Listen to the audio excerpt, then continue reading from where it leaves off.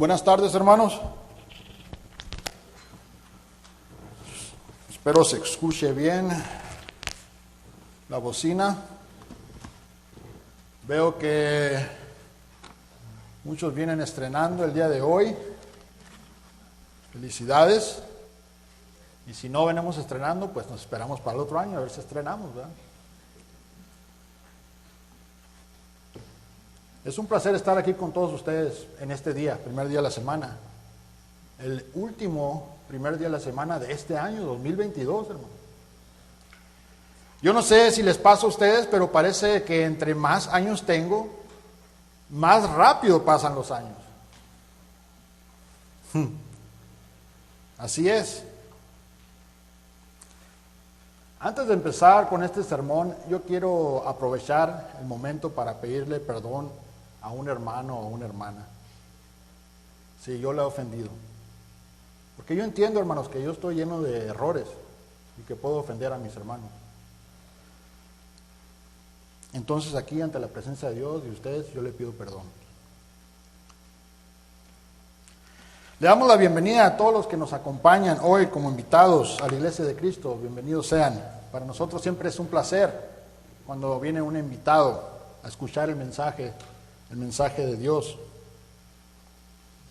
Es necesario darle las gracias a Dios también por todo lo que nos ha dado este año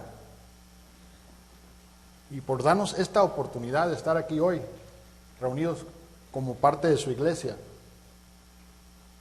Esto me enseña que Dios sigue siendo paciente con nosotros, ¿verdad? Él no quiere que ninguno perezca, dice la palabra de Dios. Esta es una muy buena señal. Dios sigue paciente con nosotros. Hoy venimos también a darle gracias a Dios por esa oportunidad que nos da de vivir en el Evangelio dado por Cristo. Vivir en el Evangelio, para el Evangelio, por el Evangelio. Es un regalo verdadero que Dios nos ofrece, una oportunidad. Juan 3:16 dice la palabra de Dios, una escritura que hemos escuchado muchas veces. Dice así, en Juan 3:16 dice, que de tal manera amó Dios al mundo, que ha dado a su Hijo unigénito, para todo aquel en que en Él cree no se pierda, mas tenga vida eterna, dice. Siempre hemos escuchado esta escritura y siempre hemos admirado el gran amor que Dios tiene para con nosotros. O sea, wow, qué gran amor, ¿verdad? Yo me pongo a pensar en esto y digo, bueno, ¿qué grado también de condenación le espera al hombre que Dios fue capaz de mandar a su Hijo? Me imagino que ha de haber sido un grado muy serio, un gran peligro. En Efesios 2:12, la palabra nos enseña un poco sobre la condición del hombre. Efesios capítulo 2,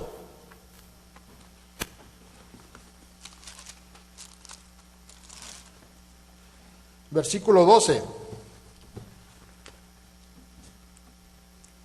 Dice, en aquel tiempo, antes de obedecer el Evangelio, estábamos sin Cristo, dice, alejados de la ciudadanía de Israel y ajenos a los pactos de la promesa, sin esperanza y sin Dios en el mundo. Así explica la palabra de Dios la condición del hombre que no se ha arrepentido de sus pecados, que no ha obedecido el Evangelio. Se encuentra alejado de Dios y de sus promesas, dice. Vemos cómo Dios, por medio de su Hijo y su gran misericordia, quiere hacer este pacto con nosotros. Quiere hacer pacto con el hombre, quiere hacer un acuerdo con el hombre. Y pedirle al hombre que viva dentro del Evangelio como condición. Y sabemos que ese pacto es exactamente eso, una condición. Es un acuerdo entre dos personas que obliga a ambas a cumplir con ciertas condiciones. Y yo sé, hermanos, que Dios hace esto para bien, para bienestar del hombre, para salud del hombre,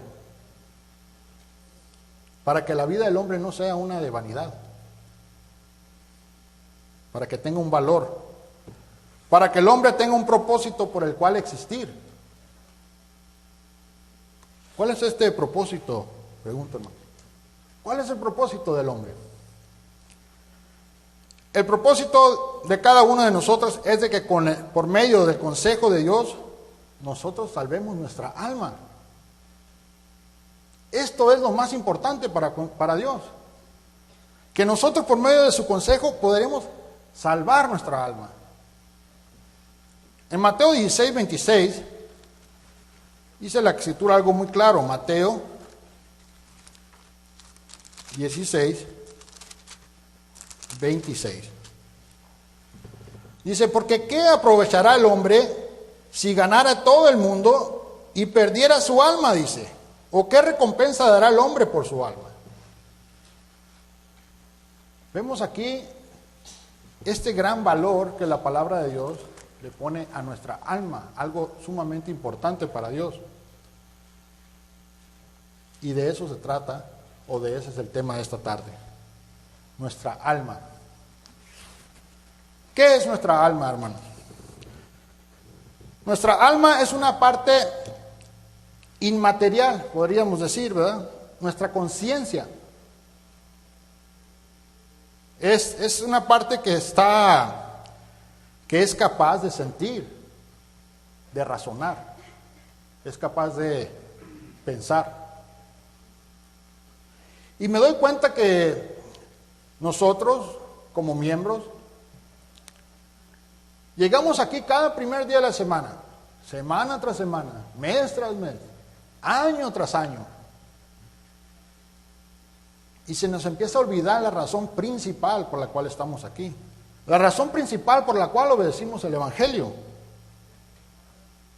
Yo recuerdo cuando era joven, que empecé a estudiar el curso bíblico que ofrecemos. empecé a entender las verdades básicas de la Biblia. Y me empecé a dar cuenta al estudiar, ¿no? Me empecé a dar cuenta que lo que estaba en peligro, pues no era mi trabajo. Porque la palabra de Dios dice claramente que el sol sale sobre buenos y malos. Y Dios hace llover sobre justos y injustos. Me di cuenta incluso que no era mi cuerpo lo que estaba en peligro. Porque la palabra de Dios dice claramente que de polvo salimos y al polvo vamos, hermano. Lo que estaba en peligro, me di cuenta claramente que era mi alma. Mi alma se encontraba en un peligro de estar separada de Dios, en una enemistad con Dios, inclusive. Santiago 4:4 nos da un claro ejemplo. En Santiago, capítulo 4, versículo 4, dice así: Oh almas adúlteras, dice, ¿no sabéis que la amistad del mundo es enemistad contra Dios? Cualquiera pues que se quiera ser amigo del mundo se constituye enemigo de Dios. Ahí está la enemistad. Y no nos dice, oh cuerpos adúlteros, dice almas adúlteras, mentes adúlteras. Yo sé, hermanos, que nosotros dentro del Evangelio cuidamos de muchas cosas. Cuidamos de nuestro negocio, estamos atentos a él. Si algo se queda, vamos y lo componemos rápidamente porque queremos que nuestro negocio siga. Cuidamos nuestras amistades de trabajo, queremos quedar bien con el cliente. Me voy a atrever a decir que también cuidamos nuestro físico, ¿verdad? De repente agarro unas cremitas ahí para las arrugas. Cuidamos de eso, de nuestro rostro. De repente queremos cuidar de nuestro cuerpo, hacer ejercicio. Pero de repente, hermanos, también estamos descuidando lo más importante. Estamos descuidando de nuestra alma, lo más valioso que tenemos. Vamos a ver qué dice Ezequiel 18:20.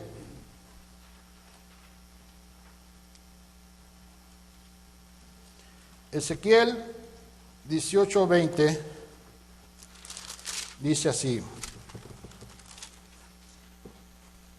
Dice,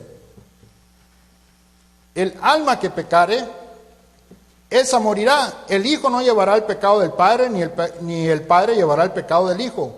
La justicia del justo será sobre él, y la impiedad del impío será sobre él. Vemos claramente que lo que afecta a nuestra alma es el pecado. Ahora, si nosotros dentro de la iglesia aquí hiciéramos una encuesta, ¿cuál es el pecado que más nos afecta? ¿Cuál es el pecado que más nos limita? Eso está escrito, hermanos, muy claramente en Santiago. Volvemos a Santiago, capítulo 4, versículo 17.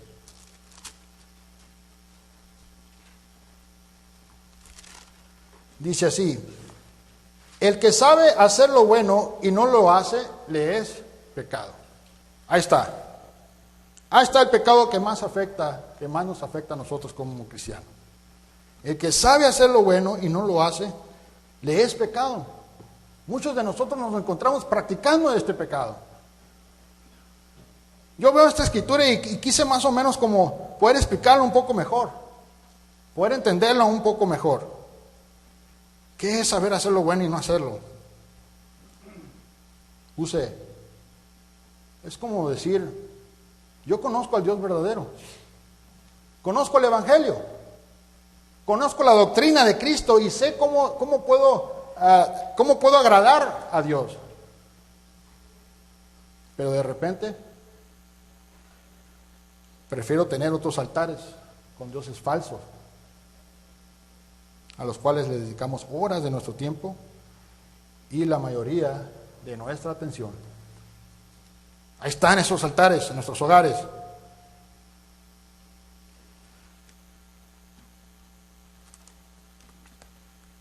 Uno de ellos es el amor al dinero. De repente eso se vuelve algo muy importante. ¿Qué tanto dinero tenemos? Pensamos que el dinero de repente es lo que me va a traer felicidad o contentamiento. Voy a decir algo que dijo un boxeador, mi boxeador favorito, yo sé que muchos de ustedes, el Mike Tyson, que no ha dicho muchas cosas buenas, pero esta me llamó la atención. Él dice que si tú crees que el dinero trae la felicidad, esto demuestra que tú nunca has tenido dinero. Él sabe que el dinero no le trajo felicidad y contentamiento. ¿Cuáles son estos altares, hermanos?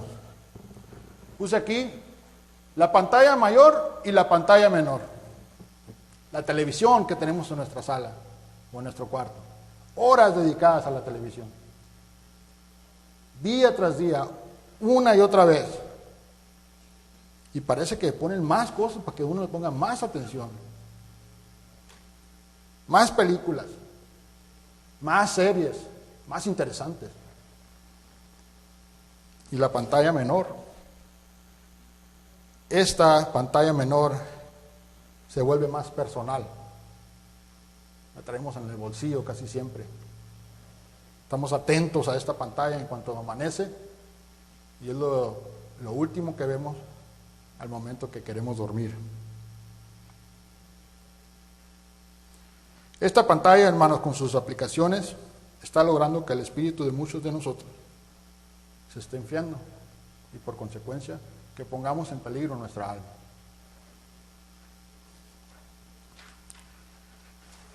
El alma que pecare, dice la palabra de Dios.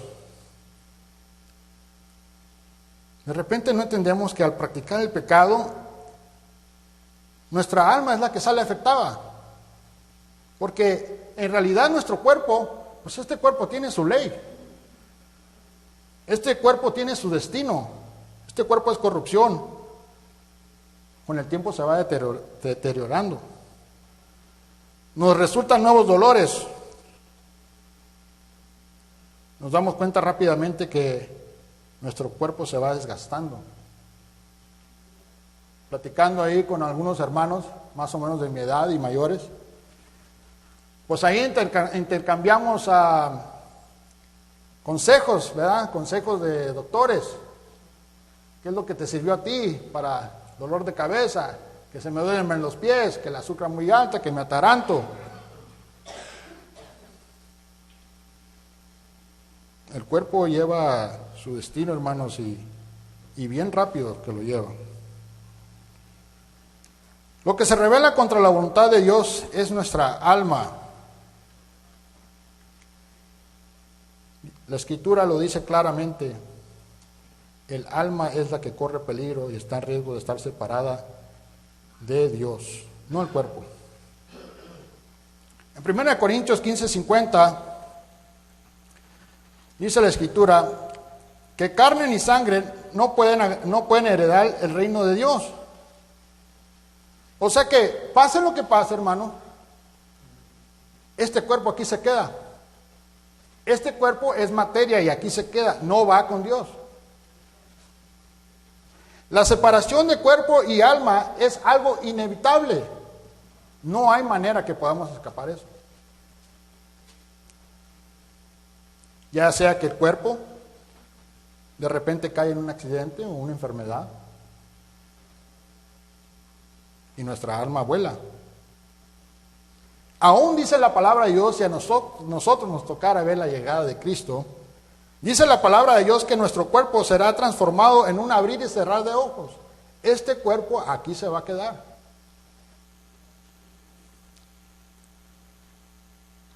Esto me enseña que no hay que ser tan complaciente con este cuerpo, de ponerle tanta atención. Esta escritura de Ezequiel 18:20 que leímos, siempre la hemos usado cuando queremos explicar sobre qué pasa con un niño, ¿verdad? Un niño cuando nace, vemos que él nace sin pecado. Él no puede pecar. Siempre hemos visto que su alma no ha sido manchada. Porque nuestra alma, hermanos, es como una esponjita, podríamos decir. Una esponja que está dentro de nosotros. Y esta esponja, cuando somos niños, esa esponja está limpia, está blanca, podríamos decir. Pero en el momento que empezamos a crecer, empezamos a ver la maldad, y empezamos a optar por ir a pecar, pues ese pecado se le pega a la esponja. Y cada uno de los pecados que hemos cometido se van pegando a esa esponja. De repente la esponja, hermanos, la traemos, pero en muy mala condición. Y por eso Jesucristo nos enseña que es necesario limpiar nuestra alma. Entendemos que este cuerpo no nos ayuda a nuestras metas espirituales. No podemos contar con él. Dice la Escritura claramente que el Espíritu de Dios es contra la carne y la carne es contra el Espíritu. Lo digo porque platicando con unos hermanos hace tiempo, hablábamos de nuestra vida dentro de la iglesia. Y él mencionaba que no se esforzaba mucho, ¿verdad? Que no se esforzaba mucho por aprender más de la palabra, pero que estaba esperanzado de que algún día, con los años, de repente él cambiara. Esa persona ya no es parte de la iglesia. El apóstol Pablo lo dijo de una manera más clara. Dijo: miserable de mí, dice, ¿quién me librará de este cuerpo de muerte? Dice.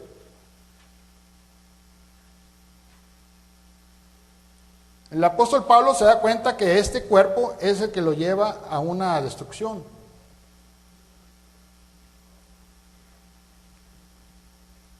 Podríamos decir que el cuerpo prácticamente se lava las manos y no se hace culpable, ¿verdad? Imagínense, hermanos, toda una vida cediendo al cuerpo, cediendo a la carne. Y en aquel momento que nosotros necesitamos del cuerpo, que siga, el cuerpo dice: ¿sabes qué? Hasta aquí llegué. Que el cuerpo te abandone. Y le dice al alma: pues, ahí te le echas.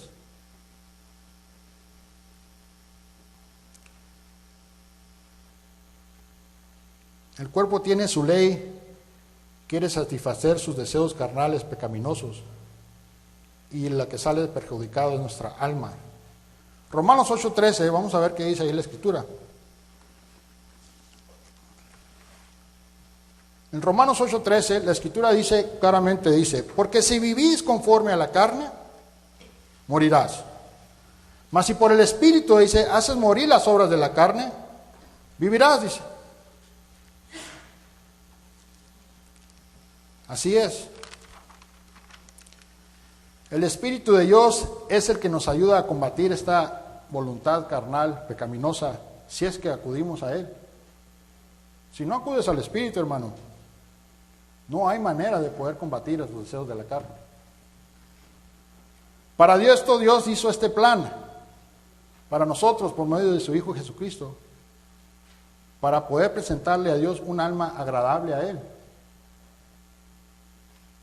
Porque dice claramente que vamos a estar ante ese juicio, ¿verdad? O sea, ese tribunal. 2 Corintios 5:10. Vamos a ver qué dice ahí.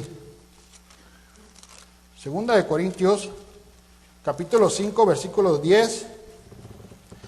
Dice: porque es necesario que todos nosotros comparezcamos ante el tribunal de Cristo, para que cada uno reciba según lo que haya hecho mientras estaba en el cuerpo, sea bueno o sea malo.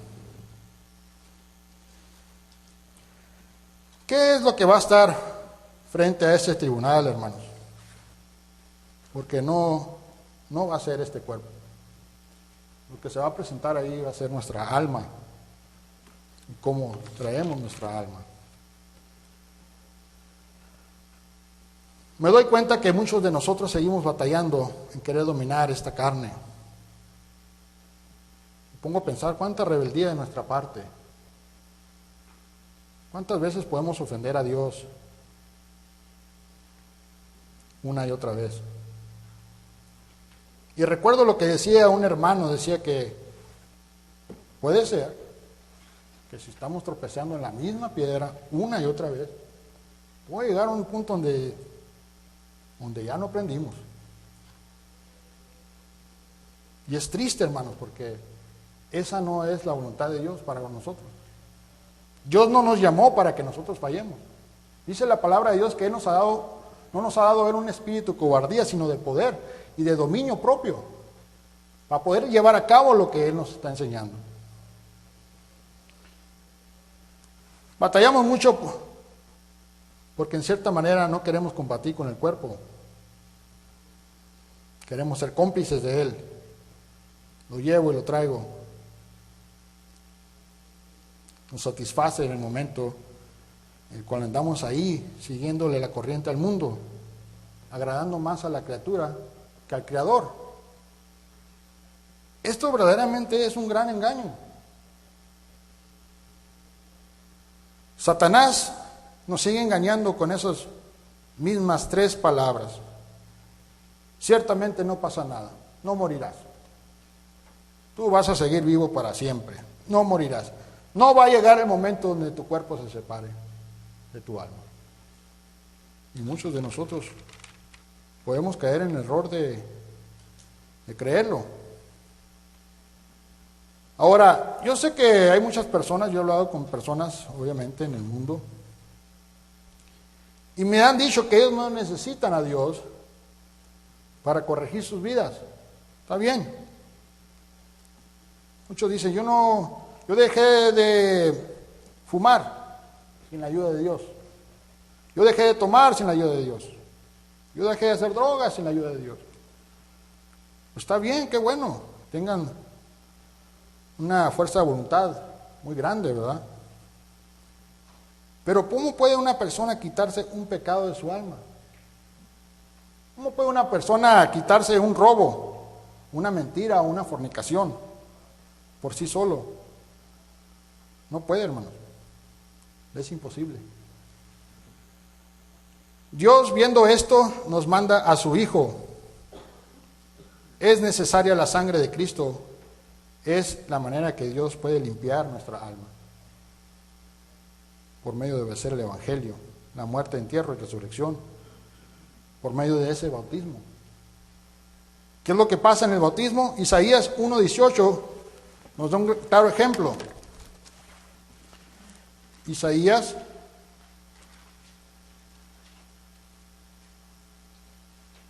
1:18.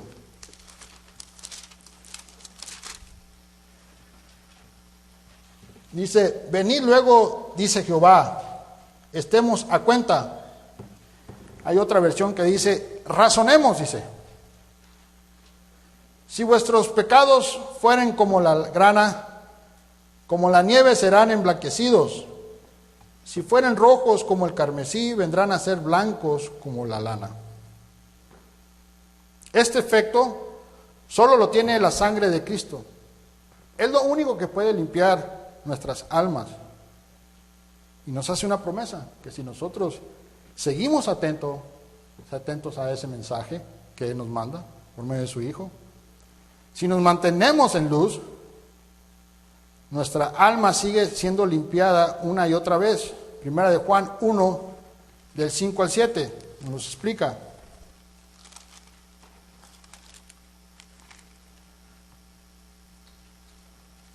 Primera de Juan 1,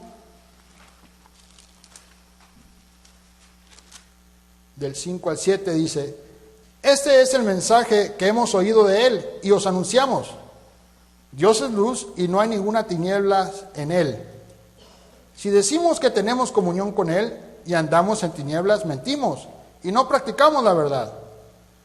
Pero si andamos en luz, como Él está en luz, tenemos comunión unos con otros, y la sangre de Jesucristo, su Hijo, nos limpia ¿de qué? De todo pecado. La sangre de su Hijo nos sigue limpiando de todo pecado. Esto realmente es necesario para todos nosotros, hermano, esa limpieza, porque parece que no, pero el pecado pesa. El pecado trae peso a la persona. Con esto termino el mensaje de este día. Si hay una persona que ya sabe lo que es el verdadero y completo evangelio y quiere obedecer y quiere limpiar su alma, pase enfrente mientras entona este himno de invitación. Muchas gracias.